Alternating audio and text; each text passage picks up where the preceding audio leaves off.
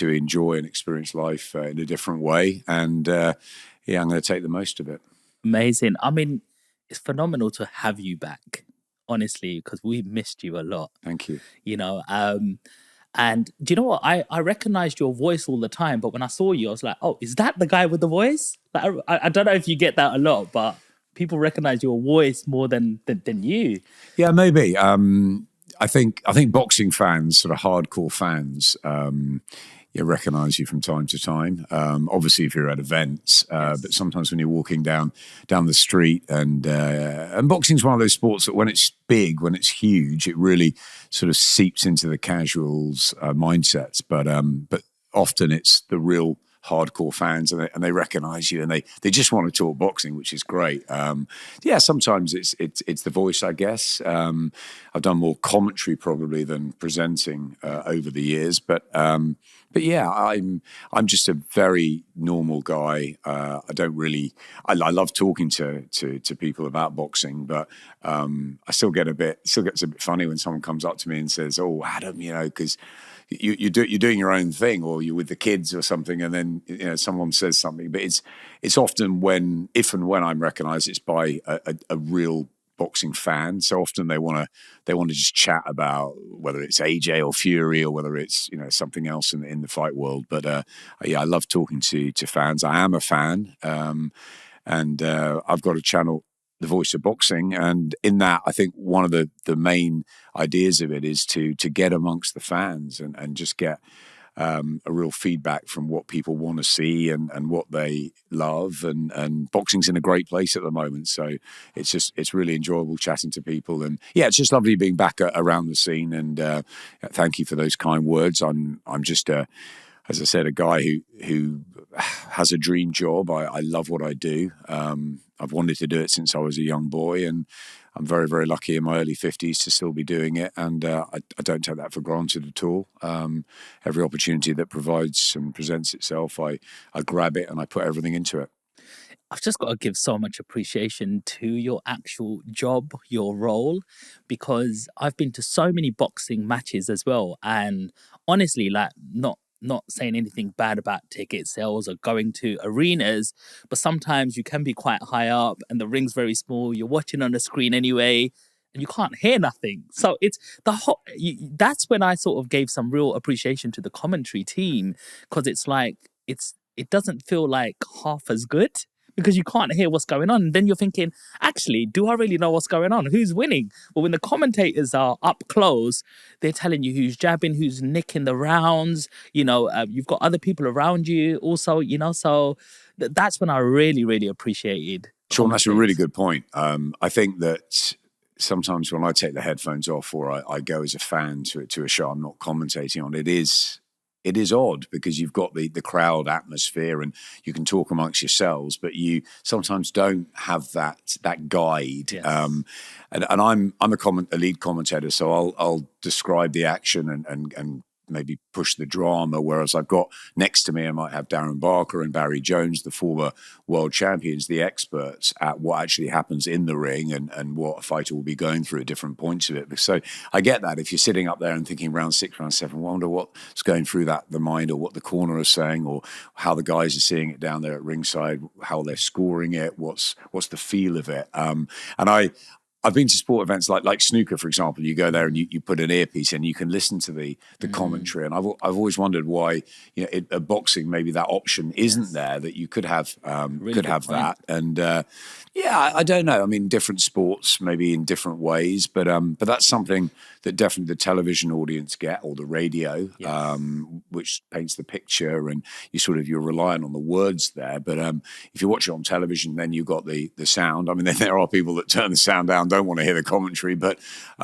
yeah, I think the majority sort of like it as a sort of a guide or sort of rhythm as the fight's going on, that you just like hearing that. I guess now with the kids, they're on their screens so much, and maybe double screening and things like that. But it gives you, I think the more it presents itself, that you can understand what's happening, because boxing can be very nuanced, it can be very niche, and most of us who commentate have seen many years of boxing or many fights, and you get experience about what little things might be happening that maybe someone who's come for the first time or a non-boxing fan who wants to learn about it don't really understand. So I think it is part of education and also the enjoyment. For me, it's about storytelling. Absolutely. Fighters are wonderful characters. They're brilliant. You fall in love with them, and you need a hook. You need to know why. You look at Eubank Ben, or you look at if Fury and Joshua fight. That will stop traffic, those fights, because people are really interested in the story, and they want to invest themselves into it. And when you care about something, it's so much more important. So yeah, part of our job is to add that drama and to make sure that fighters are getting the most out of when we commentate, but also fans can listen to it and come back again, that they want to follow the journey of that fighter, maybe in their first fight or their 10th fight. And they think, oh, where's he going to go? Where's the trajectory? Where's the journey? Where's the hopes? Where are the dreams? What happens when he loses? And yeah, you just get into that. I think Ricky Hatton was a perfect example of someone like that, boy next door who started off obviously very talented, but everyone grew with Ricky. The fans grew, the interest, because people felt like they knew him almost, and they were going to watch a mate fight. And that's when you've hooked fans in like that. That's when we can have a good time. Today's episode has been sponsored by Sean Land. We're growing a like-minded community on Discord. So if you click on the link in the bio, you can enter it absolutely free. Absolutely. I mean, just the way you even commentate, like I think people would say, AJ, the way you would shout it on the screen, like I've been a kid and just been wanting to imitate what the commentator sort of says. So it's just like it's like a unsung hero, if that makes sense. People don't even realize they're doing it, but you're making that sort of happen in a 3D event sort of thing. You've had a very busy weekend already. So today's Monday. People don't know what day it is, until this is released. But the last few days have been really busy. We've been messaging a little bit here and there. You've been running on like 4 hours of sleep. Mm-hmm. First of all, a lot of people just think, oh, he just grabs the mics and just starts talking, and then he's done after that hour or two of that show. And they would think that you just pick up a mic and talk about the fights. There's a huge amounts of preparation that go in.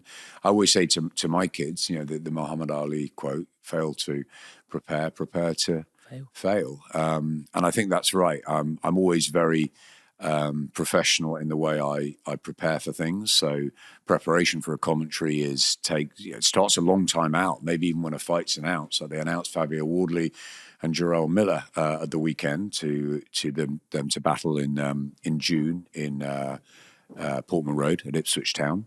And I mean, I know both of them very well. I spent a lot of time with Fabio and Jarrell Miller. I go way back with. So already you've done preparation in a way, because you understand their careers and where they are and a bit about their personalities. But during the sort of next few weeks, it will be a case of maybe speaking to them on the phone, speaking to their trainers, talking to the promoter, other people about the fight. Wow. Within the industry. And then it's just sort of preparing it, which might be looking for all the rankings, the statistics, going back over their boxing records, amateur, pro, their lives outside of boxing. So you sort of build up a picture not only of them as a fighter, but them as a human being.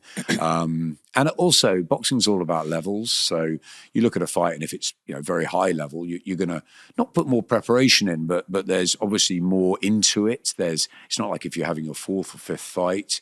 Delicious already turned professional at the weekend. Obviously, a lot of attention on him, but it's not his British title fight. It's not his world title fight. So you've got to find ways to go with it. You can't sort of put everything into an early 4-rounder and leave nothing for when they fight for a really meaningful shot. But yeah, something like that. I'd prepare long and hard, and then on the week you tend to be around the press conferences or the weigh-ins, and I always find you get little nuggets. What are they having for their pre-fight meal, or how have they made the weight, or are they struggling a little bit? Are they doing final workouts in the gym? How do they spend their day on fight day with the nerves and building up to it? All of those things.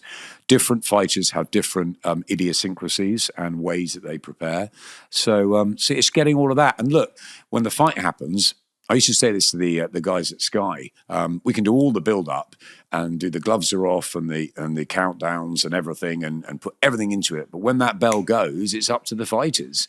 You know, that's out of your control. So they could fight. It could end in a round. It could be a 12-round war. It could be a fairly dull fight. It could be anything.